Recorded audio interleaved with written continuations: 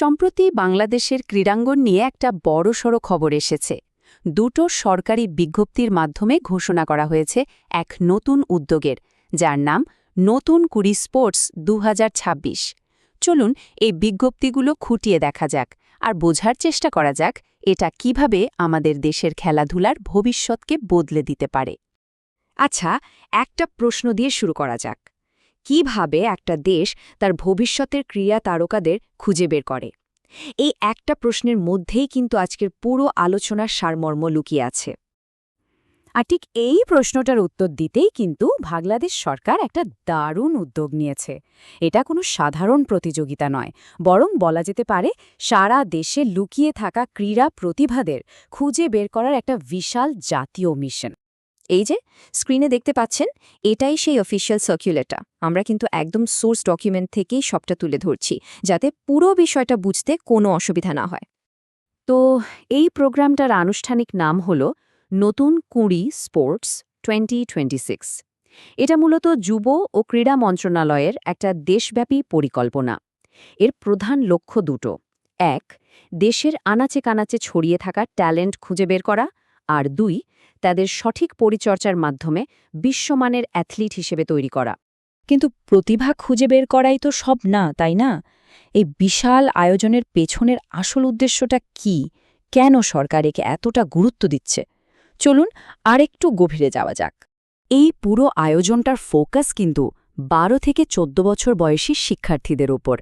বিশেষজ্ঞরা বলেন এই বয়সটাই নাকি একজন অ্যাথলেট হিসেবে গড়ে ওঠার জন্য একদম পারফেক্ট সময়। তার মানে সরকার একেবারে সঠিক সময়েই ভবিষ্যতের তারকাদের পরিচর্যা শুরু করতে চাইছে। আর ফাইনাল গোলটা কি? সার্কুলারেই সেটা পরিষ্কার করে বলে দেওয়া আছে, প্রতিভাবান খেলোয়াড় খুঁজে বের করে জাতীয় ও আন্তর্জাতিক পর্যায়ে দক্ষ ক্রীড়াবিদ হিসেবে গড়ে তোলা। তার মানে এটা শুধু একটা প্রতিযোগিতা না, এটা ভবিষ্যতের চ্যাম্পিয়ন তৈরির একটা লম্বা প্ল্যান। আচ্ছা, এবার আসা যাক এর উদ্বোধনী অনুষ্ঠানের ডিটেলসে। বেশ জমকালো আয়োজন কিন্তু। দিনটা মনে রাখুন, 2রা মে 2026। বাংলাদেশে খেলাধুলার জন্য দিনটা কিন্তু একটা মাইলফলক হতে চলেছে। আর সময় ঠিক বিকেল 3টে।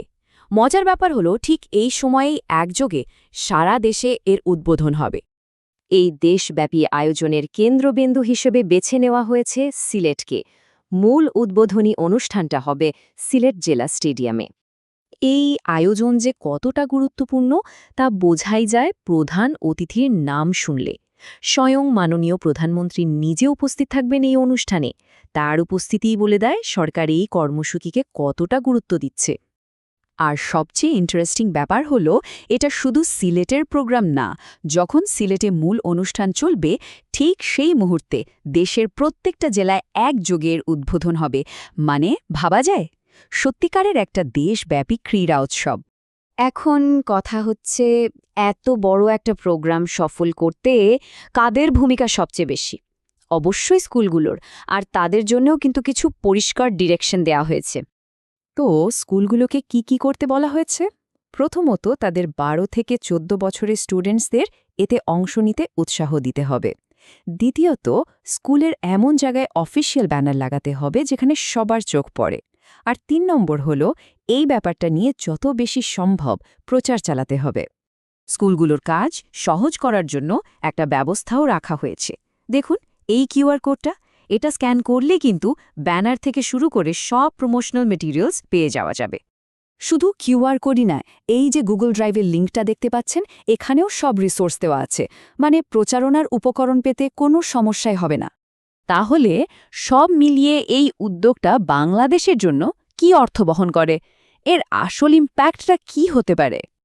দেখুন, নতুন কুড়ি স্পোর্টস 2026 কিন্তু শুধু একটা খেলাধুলার ইভেন্ট না, এটা আসলে ভবিষ্যতের জন্য একটা ইনভেস্টমেন্ট। এর মাধ্যমে একটা সিস্টেম তৈরি হচ্ছে, যা দিয়ে সারা দেশ থেকে ট্যালেন্ট খুঁজে বের করা যাবে। এটা প্রমাণ করে যে সরকার একেবারে তৃণমূল পর্যায় থেকে খেলাধুলার উন্নতি চায়।